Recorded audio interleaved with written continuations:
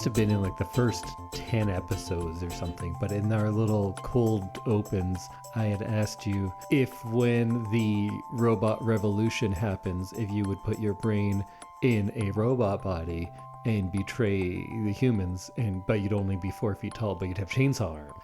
Oh, yeah. And at the time, I was like, oh yeah, I'm on the robot side, because I was looking at it like the robots are the beleaguered working class. Like the slaves, yeah. But now robots are the tool of the capitalists, of the bourgeoisie. And now I've never been more pro-human. Right? But then watching these, I'm like, yeah, these takes me back to my pro-robot roots. Oh, you switched back a little bit. Well, if it's like this, yeah. then I'm on the robot team, because in these ones, robots are kind of the good guys. Yeah. They're just trying to live their lives. They're just trying to live a similar life to the humans and be members of society and have families. Why did we program them with monocles and top hats if we don't want them going out there and trying to get jobs? And being like sassy bartenders. Yeah. Yeah. I feel like this did give me a new look on robot versus human. But as we see it now in our world, AI is just a tool of chumps. Mm-hmm. It's not the beleaguered working class. No. It's destroying the beleaguered working class. It is. It's taking jobs. It's making things easier for rich people. Now I'm back on Team Human. Team Human. Let's go humans. I'm not putting my brain in a robot body of myself that's 4 feet tall but has chainsaw hands. I can't remember what I said. You know what? We'll have to go listen to it. I'll have to go listen to it. But that's not going to happen. You're not going to listen to this podcast. Yeah, probably not. No. That's for me to do and for you to do, everyone. So welcome to another episode of I Love This, You Should Too. My name is Indy, Chainsaw for Hands Randhawa, and with me is my lovely co-host, Samantha, Curling Iron Fingers Randhawa. Oh, that would be so fast in the morning. But you might not have hair, robot and all. Oh yeah, why would I have hair? We'll look into that when the robot revolution happens. Okay, great. But until then, we can watch this historical document of the robot revolution. Yes. Because today we're talking about the Animatrix. Yeah. Because we're doing all of the Matrix movies, including this one. I kind of feel like maybe we should have done this after Matrix 1. Yes. Because this answers a lot of questions that the movies refuse to even go into. I did feel like this gave me a better idea of what was going on in movies 2 and 3. Mm-hmm. And like what these machines were in that big giant battle and everything. And I felt like, yeah, maybe there was a reason this came out before 2 and 3. And this frustrates me. Not the Animatrix, but this shows, like, you look at all this creativity that this world can spawn, and they just used none of it as they went forward with those movies. They got less and less creative as time went on, and then it was just like, well, how about just like an hour of robots shooting robots and you can't see anything? While this is showing you so much of where this could go in the future, it's showing you these historical documents, and they're drawing parallels with the civil rights movements and robots, and I liked the Animatrix. How Me about too. you? I liked the Animatrix. It felt like it was tying up this universe all like together. Like I had way fewer loose threads than I did in the last 3 movies. And then those movies kind of just go and undo all of this because they're like, none of that matters. This guy's a god. Sometimes in the Matrix, sometimes out of it. How? Don't worry about it. We're never going to talk about it again. One of my other questions was like, are there other people? Like, are there other cities? Are there other crews? Are there like other people in the Matrix doing Matrix stuff? Or is it just Neo? Well, everyone's in the Matrix doing Matrix stuff. Sorry. The entire population of Earth. I just meant like in the ship with Neo and Trinity and... Well, there's a bunch of other ships. Yeah, but I was just wondering if they were on similar but different missions. Yes. Okay. Like the Osiris. Yeah. Let's start off there with the final flight of the Osiris. feel like this is a very different episode than what we're usually going to do. So maybe we just go one segment at a time. We'll talk about it for a couple of minutes and let's just breeze right through. Sounds good. I think all of our big soliloquizing and philosophizing was done in the last movies. I think so. And this is like nice little bite-sized pieces of the Matrix. And they wrap things up. Yes. And they have continuity, so we don't have to ponder nearly as much. It was wonderful. So, final flight of the Osiris. How'd you like this one? I thought it was interesting. It was interesting to see people other than Neo in the like virtual reality training stuff. And it was nice to see the other side of the big battle that happens at Zion. That's what it's called. Like, it was nice to see the people who like could see it coming and like were trying to warn people. And they sacrifice themselves to warn everyone. And we know the people of Zion did nothing about it. Yeah. They didn't bring any of those ships back. They didn't get any EMPs. They were just like, all right, everyone go grab one of those suits and wait here. Yeah. Wait for them to come to you. We're not going to do anything. So this sacrifice, this is what I'm talking about, how there's cool things set up in these shorts. And then in the proper movies, they're like, yeah, don't worry about it. They were like, yeah, why would we do that? They sacrifice themselves for nothing. This one I remember being a big deal at the time because this was either right before or right after that Final Fantasy movie came out, which was made by the same people. And I think that was the first movie to have fully CG people for a full-length feature movie. And we're all like, oh, our actor is going to be gone now? Is this what we're going to do? And that was like a legitimate concern. Here we are this many years later, and we're kind of having the same conversation now. We're closer now, and it's kind of scary. Because just last week, Disney fired, I don't know, 1,000, 3,000 artists. Did they? And because they got all the artists to draw a bunch of stuff, then they trained their AI with these artists' creation. Fire all the artists, and we'll just get AI to do it. Oh my God. So remember that when you ever feel bad about bootlegging Disney stuff. Yeah, They don't care about you. They don't care about you. They don't care about humans. They just care about profit. Yeah. But I kind of liked this one. Yeah. So I didn't like it. I did think it did stuff better than the second two Matrix movies. Like when this has the squids chasing the ship around, it was better done than I thought the feature movies did it. Yeah, I agree. It made more sense. I kind of got the space much better in this little short. Although the beginning was pretty dumb when they're having that sexy sword fight. the sexy sword fight where they're just cutting off parts of each other's clothes, and then we just had to get like an animated butt and a thong. Yeah, there was a lot of women with no pants on in this show. There was. In this entire like set of movies. There's at least 3 I can think There's of. a lot of butts happening in this. Maybe 4. You know what? I can't remember the 4th. So this is number 1. So let's rate the butts. How'd you like this one? I think this is probably the best butt.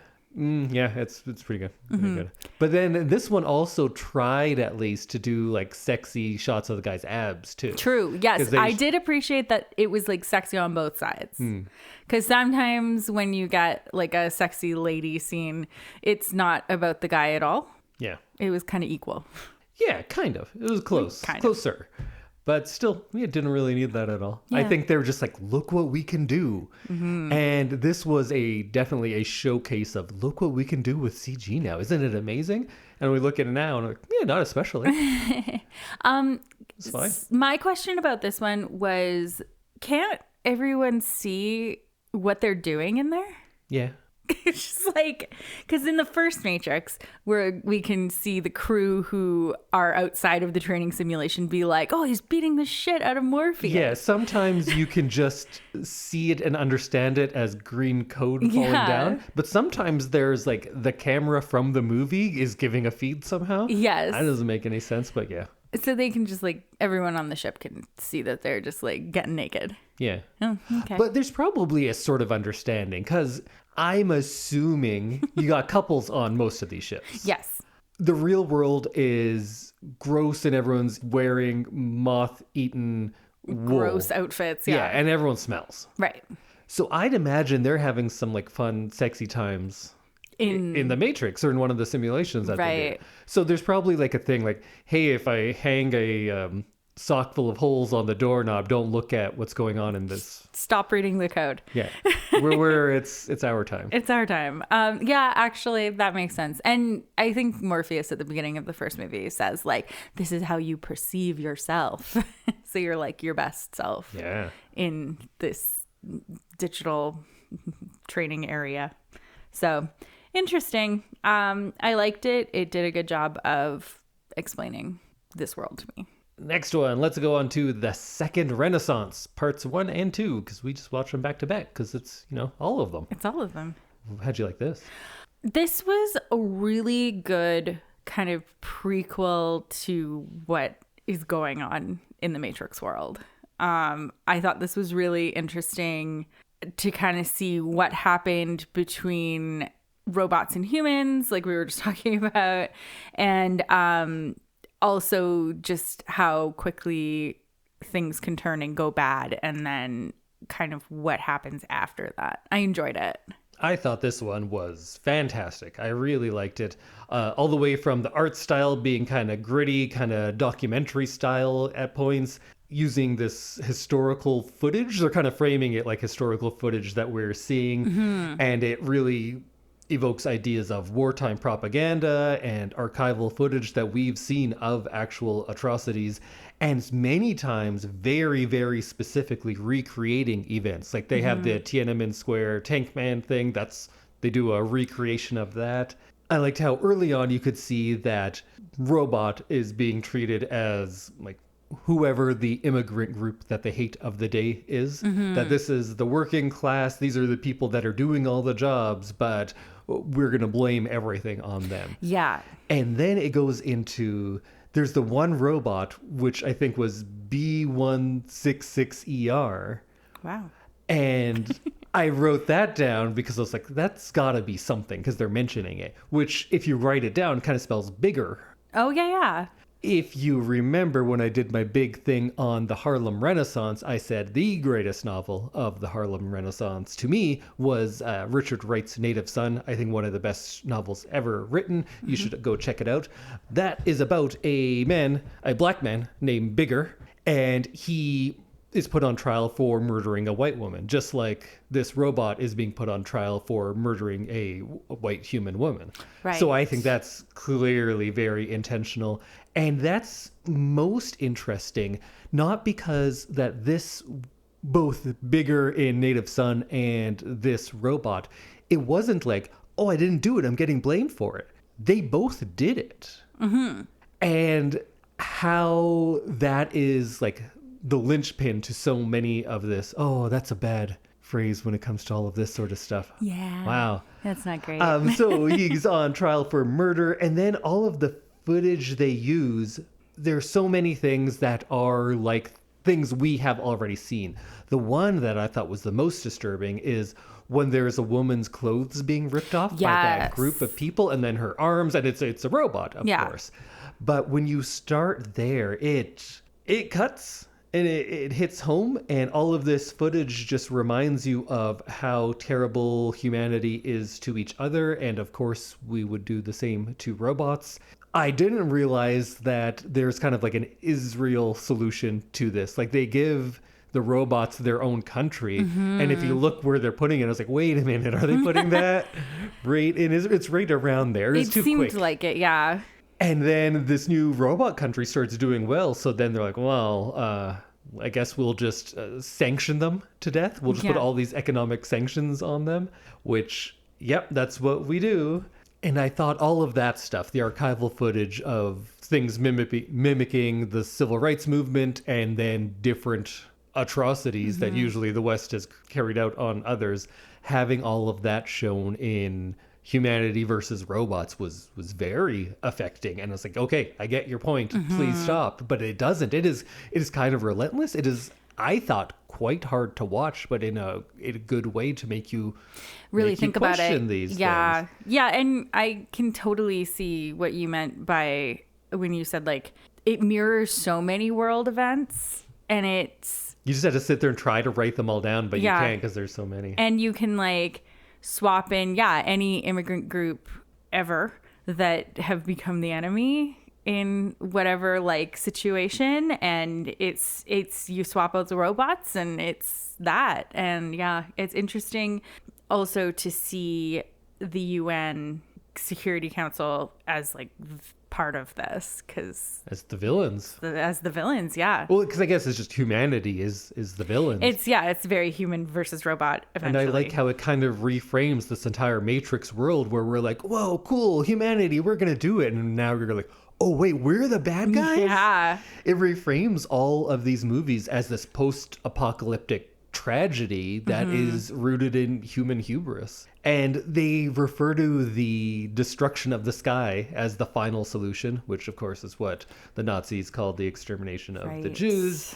We see all of the soldiers praying, which I thought was really interesting. And they're further linking this to be like a holy war, not just like, hey, we're fighting for, I don't know, land or something else more tangible. It's a religious thing.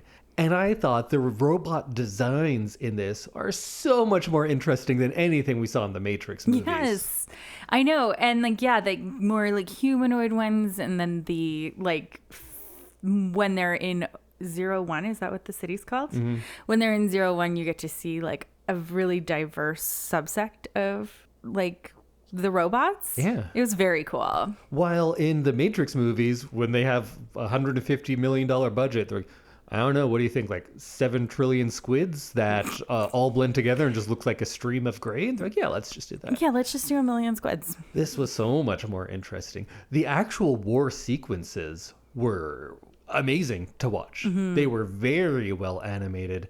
Oh, and even got into medical experimentation and stuff. That was grim. This is something that we could probably talk about for longer than we could talk about like the Matrix 3, because the Matrix 3 we talked about for an hour just because we're like, why did that happen? I don't know. We had so many questions, and this was like very explanatory, which I appreciate. These are the answers, and this is just something that's going to make you look at yourself and the world you look in and reframe things, because it really reframes the entire Matrix trilogy, or quadrilogy now? Quadrilogy? What's that what it's called? Five-vilogy. What's 5? Pentology? A pentology? I don't know.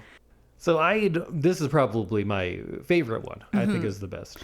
Yeah, the visualization of how they created the human batteries was very helpful. I mean, hard to watch and like very upsetting to watch, but like now I understand how they got into those pods. I was kind of on the robot's side by this point. No, so. I know, but like it's not. I was like, yeah, get those humans, make them batteries. It's not great, but it was a good way to figure out how that actually all works. I do think just like putting your solar panels up higher, it's probably a lot easier than all these human batteries. But yeah. You know what? I'm not a robot. I wasn't there. You weren't. Or am I? Are you a robot? I don't know. I don't think so. But I think there's a lot of robots that don't think they're robots. No, that's true. Well, that's for a different podcast, I think. That was probably for the last 3, really. Yeah, I think so. Should we move on? Yeah. That one was fantastic. That's all I got to say. Yeah, that was great. The next one is called Kids Story. And Neo's in this one. Yeah. In part, I think, too, when there's a younger person out in the real world that Neo's introduced to. Is his name Kid? This character? Yes. In the Matrix movies, that is. Do you remember that young person who's like not in much and then goes and helps carry boxes and stuff in part 2? Yeah. Is that Kid? So I wonder if this is how that kid gets into it. Because I remember the name being something like, oh, so there's a young kid and you just name him Kid? Terrible. I hope it is Kid.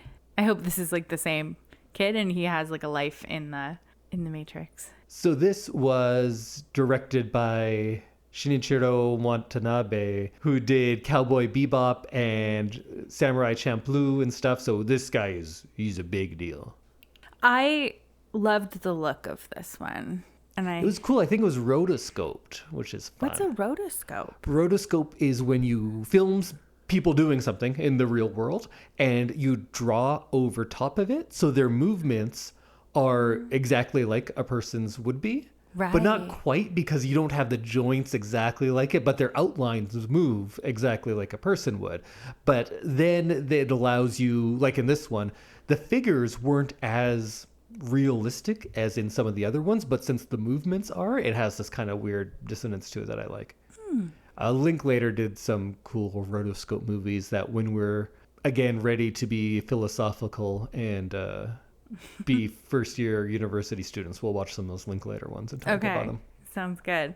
But yeah, it was cool. It was a very loose animation style. It was very sketchy, and everything looked kind of like unstable in a way. Yeah. It also looked a little bit, I was thinking like it was like doodled in a notebook. Yeah. Like it felt like this kid might have been writing this story just like on the margin of his math notebook. Yeah, I think that fits that well. I liked it because we actually get to see some of these people who view Neo as the savior. That's kind of like how Neo saw Morpheus, but we don't actually understand how he knows about Morpheus or the Matrix. No. So this, since we have a little bit more background on Neo, was cool. There was that chase sequence on the skateboards. I thought that was animated very nicely, and the falling portion at the end was well done as well. Yeah, and just like there was agents in this one, which I'm like, I'm really tired of the agents. If I never see another agent again, I'll be happy. But these agents in all of these shorts, I liked so much better now because they toned it down a bit and they had consistent rules. Yes.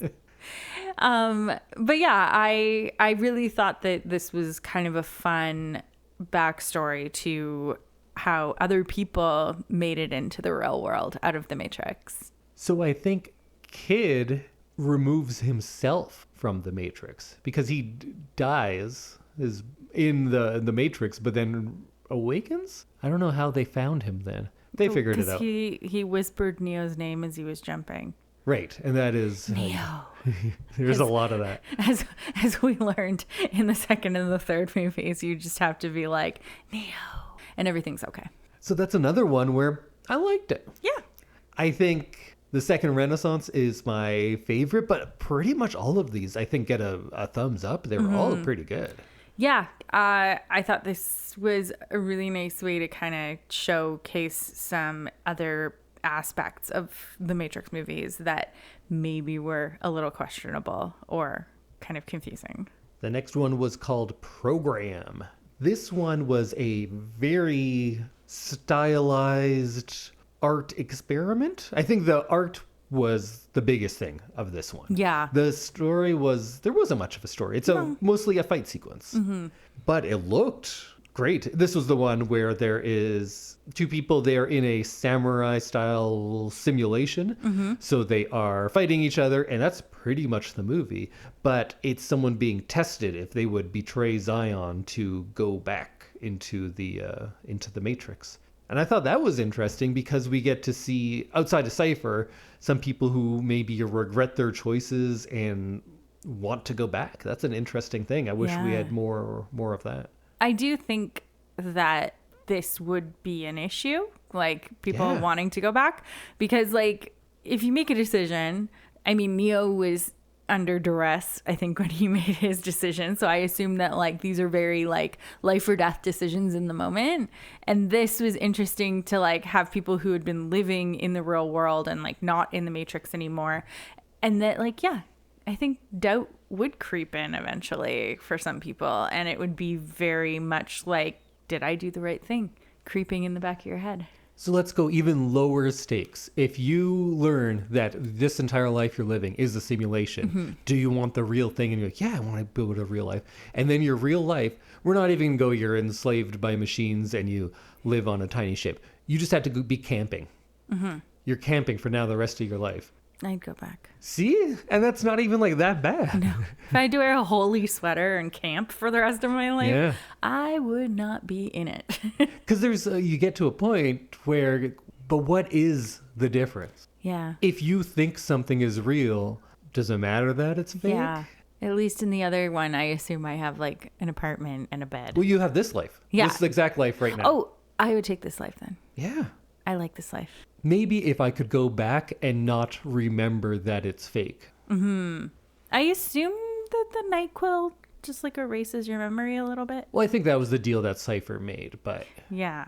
Because I couldn't go back to a world that I knew was fake because, you know me, I overthink everything. Yes. And then I would go insane because I was like, well, then what is real? What Yeah. does really matter? Does this matter? And I'd probably start doing insane stuff. Right. You just It's like, this isn't even real. lose touch with But reality. then the consequences would be, I guess, real, right? Like if I killed someone in the Matrix world, I'd go to Matrix jail. And then Yeah. I'd just be like, yeah, but the joke's on you. This isn't even a real jail. What's the difference? Yeah. I think I'd want to stay in the Matrix, I mean. I don't know. That's one of those things I'd have to actually have happen because I know myself and I am stubborn in certain ways. And the concept of being perpetually tricked, I don't think would sit well with me. Yeah, I could see that. Also, I'm better at camping. You are better at camping than I am. I am a cozy indoor girl, and I don't You're an know. indoor cat. I am an indoor cat. And I don't think that having a lifetime of sleeping outside would make me happy, No. even if I was sleeping outside with you. I might not even exist in this one. Exactly. Whoa. Whoa. All right, so program looked real cool. I didn't love the voice acting, and there wasn't too much to it. But I guess I like that idea of the test, how like people are also using simulations to trick other people. I liked all of these because it shows you different aspects of the things we know, and we only see them used in one way, and now we can see like, oh, there's shades of gray to all of this. Yes, and there's like other options other than the things that we saw in the movies. The next one was called World Record, that deals with a sprinter who is going to break the world record. Yeah, this was an interesting one. You were spitting all sorts of like sprinter facts at me during this one, so I was just telling did go you back and like watch it where again. the world record changed. I was Right. just saying, well, in 96 it was 9.84, and then I was... I just think it's fun that you have like all of this knowledge about stuff, and it's always fun when it comes out. I know that Donovan Bailey won it, In 1996, 9.84. and then Usain Atlanta. Bolt. But I don't know the actual like second timeage. And in case you were wondering out there, 9.58. Yeah. So this athlete ran 8.99 seconds. 8.99? Yeah. Whoa. And then That's not going to happen in our lifetime, that's for sure. he gets a gold medal. It's revoked due to Right. drug use. So we get to kind of see this like superhuman side of athletes and what happens with drug use. Do you think he was using drugs? I don't think so. I think that he is capable of breaking through the matrix through a different means than other people. Like Yes. Neo gets through because he's, I don't know, Jesus Buddha. And people get through different ways. He has such physical prowess. Prowess. Why can't I say prowess? Prowess. He's so fast Yeah. that he breaks the matrix. Right.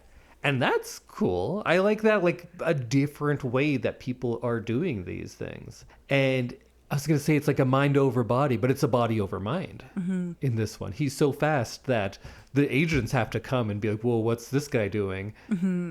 I like that as a jumping off point. I wish we had superhero movies in the Matrix world instead of just getting all these movies about robots shooting robots. Yeah. Have it in the Matrix and there's superheroes, because we know that there's like vampires and werewolves that are remnants of old programs. And let's see that. I want to see a vampire werewolf movie, but Matrix. I want to see like a Spider-Man movie and like, oh, how's he have all these powers? Was he bitten by a radioactive spider? It's like, no, he's breaking through Yeah. partially through the Matrix, just like the Sprinter is. That's a really interesting idea. Yeah, I like that. And I don't think he was using drugs. I think he's like Neo has like Matrix powers. Yeah. But it's weird because his Matrix body can't handle the powers because his muscles Yeah. start exploding at the end. But he can keep running He can keep running, which is crazy. because it's a simulation. Yeah, They're not real muscles. they're not real muscles. It's all fake. I would have liked if he broke through and then woke up in the pod rather than being confined to a wheelchair now. But then he can like break through his... It was like kind of bolted down or something in that one. Yeah, I couldn't really figure out what was going on with that. I think there were some kind of leg braces. Yeah. But yeah, interesting. I thought this was cool. And yeah, seeing other ways that people make it into the Matrix is interesting. Sorry, out of the Matrix. I keep thinking that the Matrix is the place that you go, but it's the place you're coming from. Yes. Yes. And then there was Beyond. I liked this one because it looked like some of our, like, Kiki and all of those movies. Oh, yeah, I was saying how I thought it looked like, I always forget his name, Mamoru Hosoda, who did Girl Who Leapt Through Time and other things, because they have that kind of simplistic animation on the people and then these beautiful backgrounds. Just so detailed and gorgeous. I loved how in this one they did this 3D effect because they would have kind of 3 layers to the background and had them moving at slightly different paces. And they did kind of a handheld point of view shot a bunch of times. It looked great. I really enjoyed that. I liked the background of this a lot, and it did kind of remind me of places that we went in Asia. Like, it felt like what a big city kind of looks like in some little places. I'm not sure if it was supposed to be Tokyo or it looks something. It's a big Japanese city. The director on this was Koji Morimoto, who I actually don't know his other stuff, but he worked on things like Akira, which is kind of the most important animes of all time. But he wasn't directing that. He was an animator on it and some other big stuff. But I've not seen his stuff that he's directed, so maybe I need to see more of it because I really liked the look of this. I liked it. I liked the way that the characters moved. I found it very distracting that one of the voice actors was the actor who played Phil and Lil in Rugrats. Right away, I was like, is that Phil and Lil? And I was just thinking that sounded like Rugrats. And I'm pretty sure there's Bobby from King of the Hill. I heard that voice too. Oh. That was the other one because there was like a couple of those kids together. Yeah. But it looked great. Also, I thought it was a really cool idea, like I was saying about these glitches in the Matrix and how they would be in the real world. I would love to see that explored. And in this, there's a haunted house, and it's not a haunted house, it's a glitch in the Matrix. And that's a really cool idea. I wish there was 20 Matrix movies, and we don't get to see any more Neo or anything. We get to see a superhero movie, but they're in the Matrix. That's how they're superheroes. Yeah. We get to see a vampire movie. The vampires are just like an old, outdated program, but it's in the Matrix. And a haunted house movie that's just a glitch in the Matrix. Yeah. I like it. Fun. Or I maybe like it a lot. all of these movies are. The others is just a Matrix sequel and we don't even know it because it came out before the Matrix. Dracula is just a Matrix movie. Yeah, it's just an old program. Yeah. A really old program. Whoa. So, yes, that was Bobby King of the Hill and also the voice actor who did Phil and Lil. That was very clear because I was like, oh, that is... I couldn't tell at first. I was like, hey, that's Phil's voice. No, that's Lil's voice. Oh, it's right in between. And that makes sense. It's one the person same who did the person. Yeah. And she also did the mom. Dee Dee. Yeah. Oh. Rugrats is a fantastic show. It is. I watched a lot of Rugrats. Me as a too. child. It was always on at like 5-ish. Yes, it was always when I was sitting. Like I was inside. I think I watched Rugrats like every day for years. I think at Christmas I watched. They have that Hanukkah movie. That was pretty good. They had a Hanukkah movie? Yeah. That's fun. I haven't really kept up with Rugrats. I think I'm behind. I'm just glad they never did a live action Rugrats. Oh God. Can you imagine how terrifying that would be? Grotesque. I would rather Grotesque. not imagine. But I did like that you have agents coming to like shut down this haunted house because it's a glitch in the Matrix and people are playing in there. There's a cat. You know, I'm going to like that. I think this one was a lot of fun too. I liked pretty much all of these. And this was the lightest tone of any of them. And Yeah. not my favorite because Second Renaissance was so good, but I thought this was very good. I did enjoy this one in the playfulness of it because there's a lot of really serious topics in the rest of them. Yeah. And this one was like, yeah, kids would find the place that was the glitch in the Matrix and like play in there and bring other people there and like it would become a thing. And this was very much like, obviously they're going to go to this abandoned building and then that abandoned building just happens to have like a glitch in it. And then you get to like play with gravity and stuff. Sounds fun. It sounds so cool. I would have gone. I totally would. Yeah. Next is A Detective Story. And this is another one directed by Watanabe. So he got 2 movies in this. And this one is cool because it's a PI who's hired to track down Trinity. and they make it look like an old film noir with the shadows, and it's black and white. And then when they have these shots of not scenery, but like of the city, it looks like an old newspaper photo, right? Because it's all speckly, and it looks very true to life in the backgrounds, but then the people are very much cartoonish. So seeing all of this Matrix style stuff that we're familiar with, but a very different look, was a lot of fun to make it look all film noir-y. That's what was cool about this set of movies, was you got to see a lot of different looks. Yeah. To something that like we've only really seen one look for, because it was really only about like 5 people. And even the two that Shinichiro Watanabe did, a detective story and kid's story, look very different. When you talk about it, you're like, okay, I could see some similarities there, but if I didn't know who had directed them, I don't know that I would know that they were done by the same person, because they are very different. Yeah, definitely. Yeah, I liked it. I thought that this Trinity was like maybe a little bit more fleshed out. Yeah, it's funny how a cartoon can do a better job of being a character. And also just the kind of the backstory of people who have tried to find Trinity in the past. Yeah, I liked how it did mirror some things we've seen, because it's another person looking for Trinity, and they have the bug placed in them, and he has it pulled out of his eye rather than the Neo's was his belly button. Yeah. So having those same things, but seeing them in a very different way, I thought it was good. I don't remember nearly as much of this outside of the visuals. The story didn't quite grab me quite the same way as some of the others, but I still enjoyed it very much. Yeah, I thought it was kind of interesting. I mean, I feel like they talked about like Alice's adventures in Wonderland in the first movie. Yeah. It was like Follow the White Rabbit and like falling down the rabbit hole. And so you get a little bit of that in this one too. And also it was kind of neat to see this on a train. Like, was this the train? Was this the train man's train? Oh, I forgot about all that. No, because this world made sense. And I don't even want to bring the train man and that train that wouldn't be for anyone to ever use. Yeah. But I'm the all of these made man. sense. That's one of the greatest things about them. Yes. And they're well tied up at the end. Yeah, and they didn't constantly contradict themselves or each other. Yeah, absolutely. It's like they had a plan of what all of this meant, and then the Wachowskis just got like carried away into their own nonsense. I didn't talk about this very much on the last one, but it reminds me a lot of George Lucas. How you can look at, I think, the first 3 chronologically released ones, Star Wars movies, are great. I think they're all very good movies. And then the prequels came out, starting with Phantom Menace, and you're like, how did that guy make this? Yeah. And it's because when you are young and starting out and people don't believe in you, you are reined in. You've got like parameters to work in.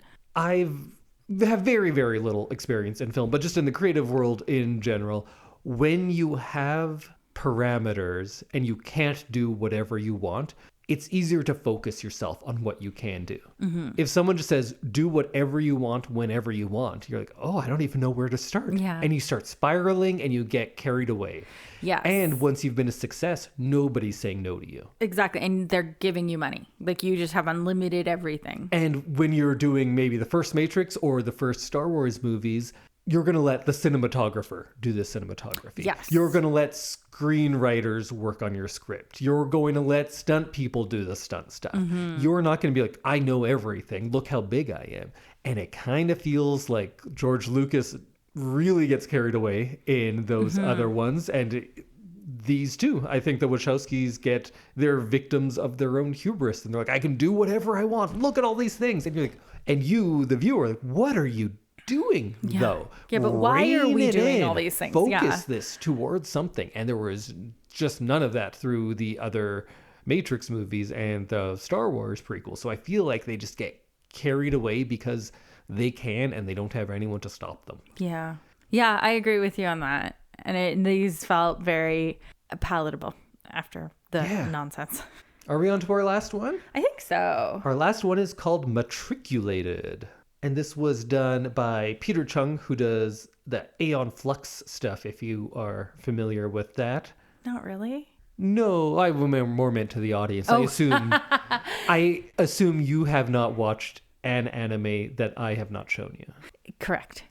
that would be true. This one, I did not love the art style at first. But then when they go into those other worlds, into the simulations, they change the style and it gets like psychedelic at times. There's some 3D effects at times. So I grew to like it. I liked the variation of art style to represent the different things going on in it. Mm-hmm. This was a good use of, look at all the things I can do. Like I don't remember as much about the story of this one, but I enjoyed watching it. Well, I guess the central premise of it is really interesting too, because here it's humans attempting to convert a captured machine into thinking that their side is the good side. Mm-hmm. And they don't just reprogram it. And they talk about it, I can't remember exactly why, but if you reprogram it, it's not the same. It's just going to do, it's not going to be a true believer. I don't know why they can't just reprogram it. Instead, they try to insert it into a simulated reality and indoctrinate a machine into believing their side. So this is the second time now we've seen humans using simulations for nefarious means to try to trick other people. Mm-hmm. It was the testing of the one, and now to convince this robot that their side's the good side. And then it works, right? Because then the robot starts fighting for them. Yeah, that was interesting. And like another way to look at all of this, which is interesting. Yeah, this was one that I didn't really appreciate at the time, but it is a very thought-provoking premise. And it's a shame because it keeps leading me to think about how we just watched 4 Matrix movies that explore the Matrix and its implications for what it means for people, what these simulations mean, how living this life under the robot rule and then trying to come back. The real toll and meaning of all of that is not explored in the Matrix movies nearly as well as it is here. Mm-hmm. And most of these people doing it in like 5-10 minutes sometimes. Yeah. Whoa. You said that well. Oh, thanks. I'm going to start a podcast where I'm going to just talk about stuff like that. Great. It's going to be called Indy Talks Too Much with Indy Randhawa. But yeah, I thought the Animatrix was, you know what, great. Yeah. I really liked it. Maybe it's good that we did this last because it leaves a better Matrix taste in my mouth than those other movies did. It is kind of bittersweet because it makes you realize all the things that they could have been doing in those movies had they just had a little more ambition or direction or were curious about these things rather than just talking about philosophical ideas on the surface and just going, hey, free will, huh? Yeah, what about it? Free will, man. Whoa, free will. And this is delving into things, just one little tiny part of it at a time. And it was very interesting. And it makes you want to talk about all of those ideas more, which is what the first Matrix movie did well. And I wish they kept it up, but at least we have this Animatrix kind of carrying it along. Yeah, I agree. So this came out between the second and the third movies. So I feel like this would have explained a lot of things. Yeah, but it also doesn't help you for the third movie or anything because all the things that we need explanation on, it's not about like, how did this robot nation come into play? Mm-hmm. We don't even get there. We're like, oh, so Neo has superpowers outside of the Matrix. Why? And it's not going to tell you anything about that. Yeah. Those movies never told you anything about that. Yeah, you're right. But the little glimpses of the Matrix and the real world that we got in these shorts were fantastic. And I really enjoyed learning more about the backstory. And also, yeah, I think I have a better taste in my mouth after watching this. And I wish other things did this more. Mm-hmm. Instead of 12 new Star Wars TV shows that don't really go anywhere, just give me a couple shorts that are like from different parts of the galaxy. Let me see how on the day the Death Star blew up, how did it affect different places? Yeah. Give me 5-10 minute shorts on different worlds reacting to the downfall of the Empire. That'd be very interesting. Yeah. So many things you could do that way.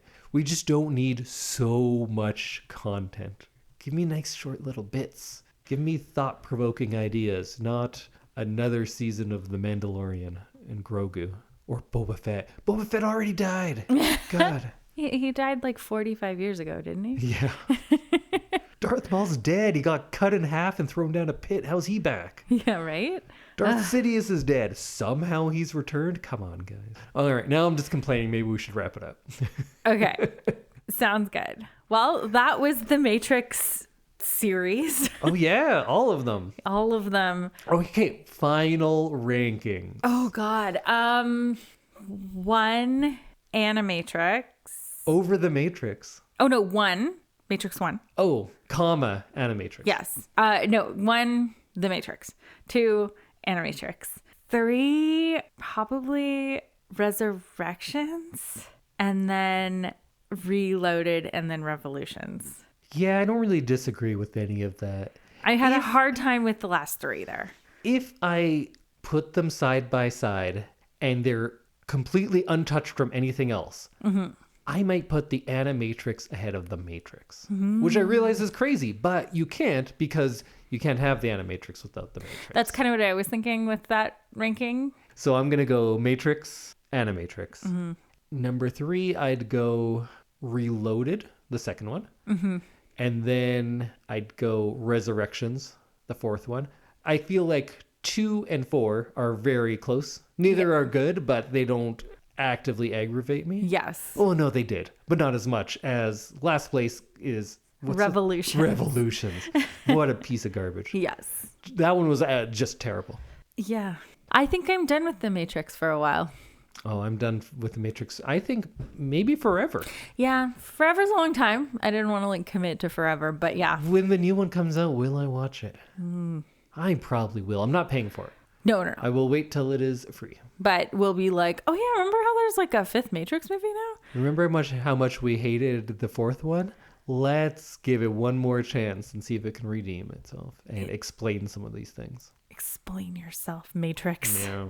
So we did a bunch of new episodes. Let's bring a classic episode next week. And you know what? We're doing fighting. We were doing Keanu. We were doing long black coats. So let's rebroadcast our John Wick episode. I feel like that kind of fits in here. And then the week after, we'll get back at it with some things of the fortnight and what we'll be watching for the weeks after that. Weeks and weeks. No, just 2. Okay. Okay, bye everyone. Goodbye.